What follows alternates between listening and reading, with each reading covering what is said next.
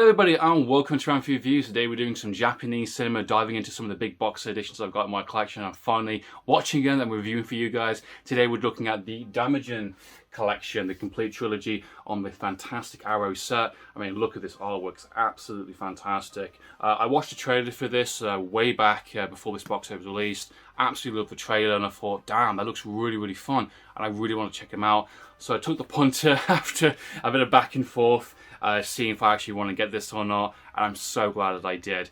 Today we'll be talking about the first two movies, because I've only seen the first two. I have got the third one on the kind of watch pile, Wrath of Daimajin, with the first Daimajin movie released in 1966, and The Return of Daimajin, released also in 1966, with the third film also released in the same year. All three of these films were filmed roughly at the same time and released in the same year. That is insane. The fact I watched them the very first time, going in blind, not knowing anything about these, was a real nice treat for me. So let's dive into the first two entries of the Daimajin series.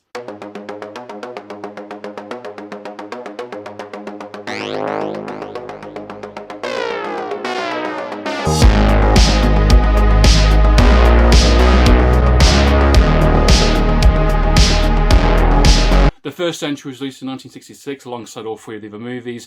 It's from the director of a lot of the movies behind the Daimajin series. It's absolutely insane. He did most of the films in here. I think he did at least 3 or 4, I believe, alongside another Arrow edition that's been recently released, of Monster Collection series from Arrow, which I haven't gone to check it out yet, but he's done one of the films for them. So a really kind of high-profile director, a very kind of famous Japanese kind of visionary kind of talent director kind of thing, tackling on this kind of big project. And the fact that all three of these films have got really kind of esteemed, really kind of highly respected Japanese directors for the 60s doing these films, and yet I've never heard of them before, and they've never been released in the UK. And thanks to this edition, we've gotten these for the very first time in the UK on a fantastic kind of Blu-ray kind of HD kind of scale transfer, packed full of extras, really diving into the whole films and the series and the impact it had on kind of Japanese cinema. Obviously, you've heard of Godzilla, you've heard of King Kong, and some of these other kind of big monster flicks kind of series from Japanese, but I've never heard of this kind of character before and this kind of legend, and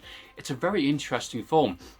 One of the things I would say going into it straight away is that it's very surprising. I was expecting a very campy, very over-the-top kind of cheesy kind of film, and I was kind of just going into that thinking, okay, I'm fine with that. I don't mind that if it's well handled, if it's a bit of fun, makes me laugh kind of thing. But what I got instead was quite a somber, a very dark kind of samurai grounded serious film, which happens to have a kind of mythical god creature in the film also, and I quite like that. One of the things I like about movies, and one of the types of movies that I do enjoy, from the collections I do have in my films, is a film that can work by itself. That can have good characters and have a good script, a good sense of tone and scale kind of thing. You know, a film that can work by itself without anything else. When you add in another genre or another element to a film that kind of escalates, that gives it that extra edge, and you're thinking, wow, that feels so natural, feels so organic. That's the type of film I like, and this film hands down gets it bang on. This film is a kind of a bit of a tragedy kind of thing, a bit of a redemption kind of tale. You've kind of got this takeover from this kind of rival kind of Japanese kind of warlord that wants it for himself kind of thing. He's an orphan and he's had enough kind of thing, so he takes over the castle, he assassinates and gets rid of everyone. He's a bit of a military coup, and the heirs of the previous kind of clan kind of thing escape.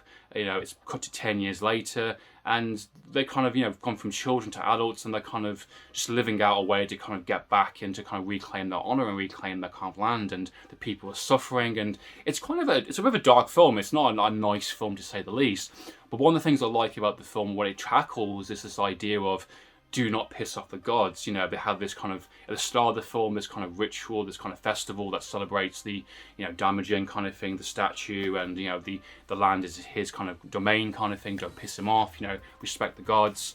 And it's so effectively well done and so investable that I was really enjoying it without even seeing any kind of mayhem or any kind of big kind of monster special effects kind of thing. I was really invested in the kind of the dynamic between the kind of the two children, the kind of the woman, the sister and brother kind of dynamic they had. I thought it was really well handled. I liked the handler that was kind of like just teaching him the way and just kind of building him up, and you're the last hope for kind of retaking the land, and you've got this kind of very overconfident, very kind of greedy kind of warlord that is just you know, building up his empire, that he's using the people that are slave labor, and he's kind of like, you know, whipping people to shape and killing people left, right and center, doesn't care. Excellent production value, fantastic. You know, a lot of the kind of locations they're in terms of the huts, in terms of the kind of the mountains and the big kind of wide angle shots are absolutely really fantastic. I was really surprised how good looking this film is, considering the budget is about the same as a kind of typical other kind of, you know, Japanese kind of film from that time, from that production company. The kind of the stuff you want to see really is in the third act of the film. I actually don't mind it for this because everything else is so well paced, so well handled, and so simple but effective but refreshing at the same time. I didn't mind it didn't bother me. And I like the fight sequences. I think they're pretty cool. Yeah, granted, it's not really bloody kind of thing. It's surprisingly, this is quite a tamed kind of samurai film, considering there's a lot of swords. There's only a bit of blood here in places, here and there kind of thing. Maybe this was targeted for kind of a younger audience, but if it is, this is a really crazy kind of, you know, target audience to go for, because it's definitely very much an adult movie for sure.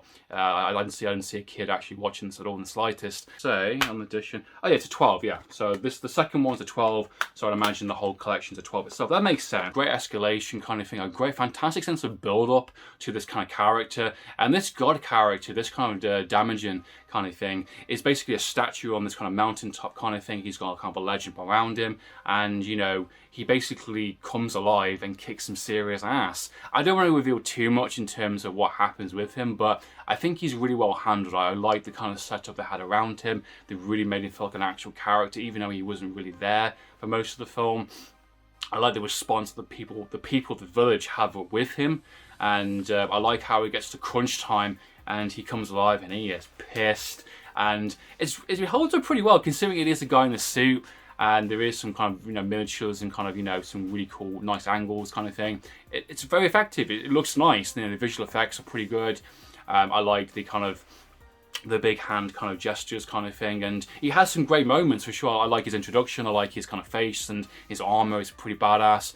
He has a fantastic kill in the film, which I absolutely laughed my ass off. I didn't see it coming. It's paid off. It's kind of like a little bit of like a foreshadow in the film that happens during the early part, and then it pays off towards the end. I thought that was great. Guys, I really enjoyed this film. It's not for everybody. Obviously, it's got that kind of 60s kind of edge to it kind of thing, and maybe you want a little bit more from this kind of series, or you want something a bit more kind of, you know, Godzilla-like, you know, facing other monsters kind of thing. But it's not that type of film. These are films about dark samurai kind of redemption arcs, you know, villagers or kind of people being kind of tortured or kind of being ripped down from their positions, and, you know, evil characters kind of taking over, and, you know, eventually, you know, these characters standing up for themselves, standing up for their beliefs, and summoning upon a god that is going to help, and, you know, injustice for the kind of the people that you know, these people are killing. And I quite like that. I like the kind of mythology and the kind of the surroundings around this kind of character. So yeah, the first entry, great way to start the kind of series, this kind of trilogy. Really badass. Yeah, great film, really fun. Next up we have is to follow The Return of Daimajin in 1966 from a different director this time. These were all filmed roughly about the same time. Hey look, here's a concept, here's an idea of this kind of mythical god, this really badass kind of character. You know, individually, here's 3 different types of budgets. Go off and make these films, and we'll release them in the same year as an epic kind of trilogy within the same year. Absolutely love that. That is a fantastic concept, something that I think is slowly making its way back. Fear Street, we recently did the same thing, making all 3 films kind of back to back, releasing them once a week on Netflix. I know they're doing the same thing with the Continental series, with John Wick kind of prequel. So this kind of idea I think can work quite well. The director behind this one did a lot of the kind of Zacharichi kind of movies also. From Japanese cinema, did a lot of the entries in this kind of collection, but also he's really well known for the Lone Wolf and Cub collection. I think he did all these movies, I think I'm absolutely honest. I think maybe one he didn't do, maybe towards the end. But again, another high esteemed, really high respected Japanese director, visionary, coming on board, doing this film, and just kind of going off and doing more of these kind of big ass entry Japanese series. Absolutely insane. I mean, similar to kind of Hong Kong cinema and kind of like a lot of the kind of directors and actors and performers doing multiple movies back and forth kind of thing. It's crazy how much they pumped out these films, and the level of quality as well is really surprising. A bit of a kind of soft kind of reboot from the first one. It's a bit of a strange one because all 3 of them feel connected. They seem connected to me. The second one is very much a sequel to the first movie It's set within a different time, a different kind of era, before or after the events of the first movie. So kind of like this one's a bit more established. So kind of the legend is a bit more well known. The villagers kind of know the capability of this god, this Daimajin kind of thing, this statue. And there's this kind of island that this kind of statue lives on. It's called, I think, God Island, I think it is. And they go to, they kind of row the boat towards it, and they kind of pray and do the kind of ritual stuff they usually would do. So the villagers are a lot more in tune with this god. You've got a nice kind of settlement, this kind of nice village area that kind of pay their respects to this kind of ancient god. And they know of its power, they know of its kind of destruction. Which is interesting, because how would you know that if you say maybe you've heard the whispers, maybe you've heard the events of the first movie? It's a bit of a shame this one doesn't pick up from the first film, because I would like to have seen the aftermath. I would like to have seen a continuation of those characters from the first movie. I was really invested in the kind of the brother and sister dynamic in the first movie, but these are very much anthology-based movies, different characters, different villains, different kind of scenarios, different time itself, which is interesting. And just like the first one, this is a very much a kind of a dark kind of samurai kind of revenge redemption type based story. You've got two villages, and a kind of an island in between. You've kind of got, again, the evil lord that wants to conquer and wants to take over. He is sending over his kind of troops. He's sending assassins over to kind of take out the kind of the rival clan and to kind of, reign dominion over the kind of these two lands kind of thing, and obviously destroy anything that comes in his way. And it's similar to the first film. I don't think the film is as good as the first film. That's just down to preference. I was so invested in that kind of introduction and that kind of world and those kind of characters. The second film, I didn't think the characters was as strong, but don't get me wrong, I think the second film is still pretty goddamn good, and I had a really blast with it. I liked the villain characters in this one. I liked the kind of the main kind of leads. I thought they were just as interesting. I like the fact that the film is a lot more kind of direct. It kind of knows that you've watched the first movie, so it kind of doesn't mess around with its kind of surprises. It kind of, treats you like, yeah, you've seen the first film, so this one we're going to change things up a little bit kind of thing, change up the pacing, have the stakes a little bit higher. We're going to have the action a bit more crazier towards the third act a bit more. Great production value, very similar to the first movie. Some great outside location. Again, very simple, very effective. I like the additions to the mythology they add to the character. Daimajin does come towards the third act of the film, and he comes in glorious, epic fashion. They definitely increase a little bit of the budget in terms of some of the visual effects.